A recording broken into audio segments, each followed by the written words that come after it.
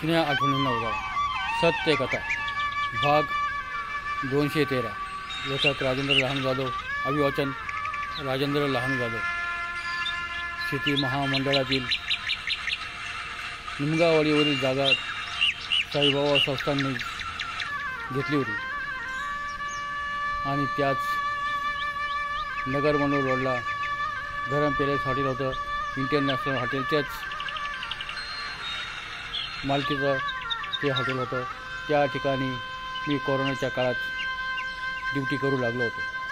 ज्ञानेश्वर मंदिर त्याच ठिकाणी जवळच बाजूला होतं आणि कोरोनाच्या या जीवघेण्या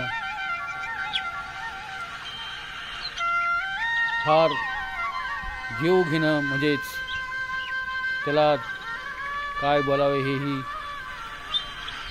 नाव कसे पडले असावे कोरोना हेही कळत नाही. परंतु त्याचे ते क्वारंटाईन केंद्र त्या ठिकाणी उभारलं गेलं होतं. साईबाबा संस्थांनी त्या ठिकाणी मोठा आश्रम उभारला होता. कॉलेज होती निमगावच्या शिवारामध्ये. लहानपणी आम्ही त्या ठिकाणी क्रिकेट खेळत असत.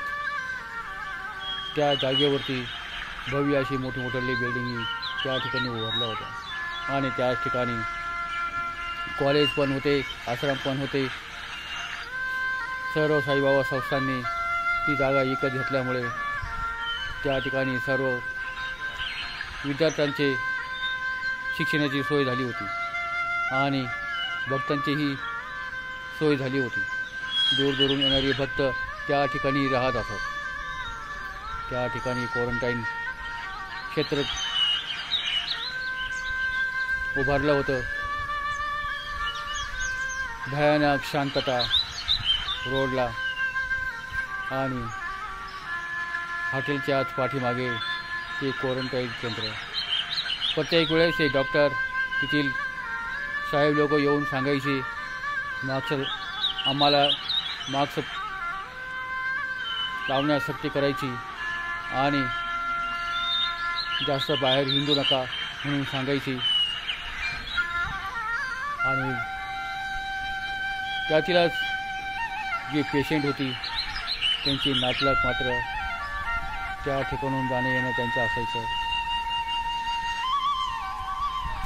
त्यांचे ते केविलवाने चेहरे पाहून मनात धस्स व्हायचं. मी प्रत्यक्ष त्या ठिकाणी उभा असायचो आणि त्या ठिकाणून त्यांची एजे असायची त्यांच्या मनाखाली असायच्या. कोणी रडत जायचं तर कोणी न बोलताच खाली माना घालून निमूटपणे तिथून निघायचं.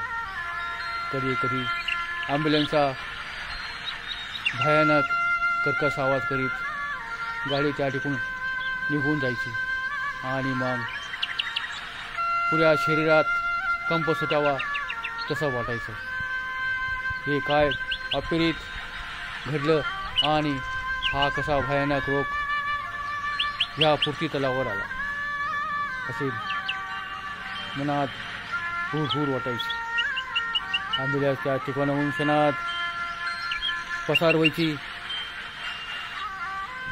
कधी शिर्डीच्या बाजूला, कधी कोपरगावच्या बाजूला आणि कधी तर भोसकोन मध्येच कॉलनी असायच्या. त्या कॉलनीमध्ये ती गाडी जात असत आणि जो तो